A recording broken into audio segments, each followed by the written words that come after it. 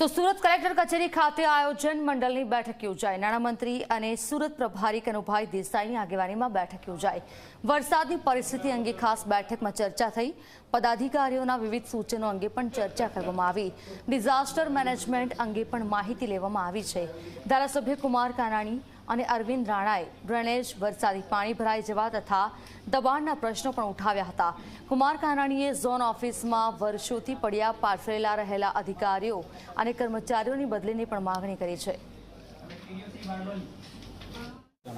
આજે સુરત ખાતે સુરત મહાનગરપાલિકાના પદાધિકારીઓ, મેયર, ડેપ્યુટી મેયર, કારોબારી અને સર્વે ધારાસભ્યશ્રીઓ અને સાંસદ સાથે વિકાસના કામો અંગેની સમીક્ષા બેઠક થઈ અને એમાં વિકાસના કામોને કેવી રીતે આગળ વધારવા એ માટેનો રોડમેપ નક્કી થયો અને દરેક ધારાસભ્યો, સંસદ સભ્ય અને પદાધિકારીઓએ સક્રિય રીતે ભાગ લઈને જે કામો કરવાના છે તેમાં આગળ વધવાની પ્રતિબદ્ધતા વ્યક્ત કરી।